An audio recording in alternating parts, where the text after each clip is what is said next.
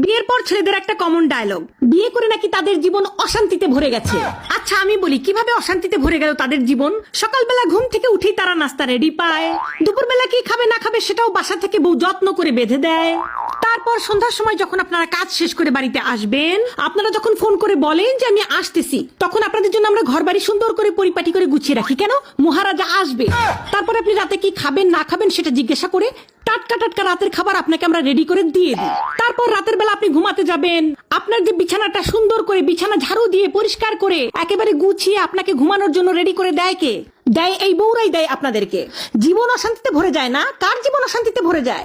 তারপর বিয়ের কিছুদিন যেতে না যেতেই দিয়ে দেন পেটে একটা বাচ্চা। এই বাচ্চাটা নিয়ে আমাদের কত কষ্ট হয় আপনারা জানেন? সেই বাচ্চা পেটের মধ্যে 9 মাস কে পালে? আপনি পালেন? আপনারা তো খুব ফুর্তিতে বাচ্চাটা দিয়ে দিয়েছেন, কিন্তু সেই বাচ্চা আমরা পেটের মধ্যে 9 মাস পালি।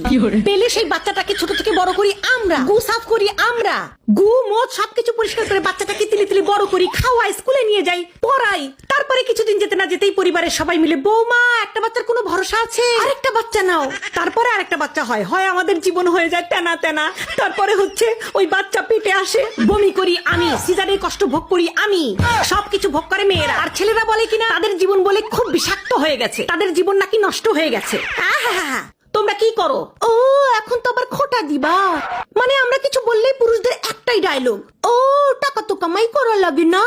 টাকা কামাই করলে বুঝতো কত কষ্ট, ঘরে বসে খাও তো টের পাও না। এই যে পুরুষরা শুনে রাখো, খবরদার টাকার খোটা দিবা না।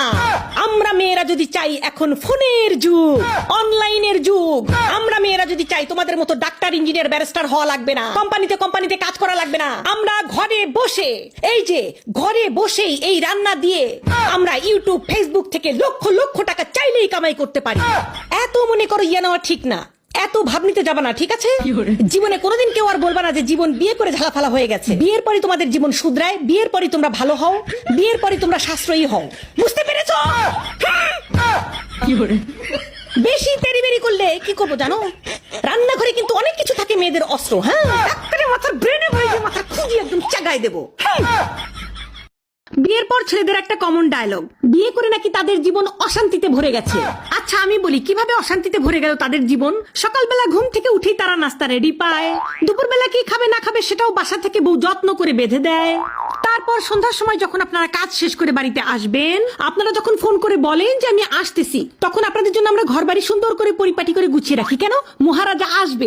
তারপর আপনি রাতে কি খাবেন না খাবেন সেটা জিজ্ঞাসা করে টাটকা টাটকা রাতের খাবার আপনাকে আমরা রেডি করে দিয়ে দিই। তারপর রাতের বেলা আপনি ঘুমাতে যাবেন, আপনার যে বিছানাটা সুন্দর করে বিছানা ঝাড়ু দিয়ে পরিষ্কার করে একেবারে গুছিয়ে আপনাকে ঘুমানোর জন্য রেডি করে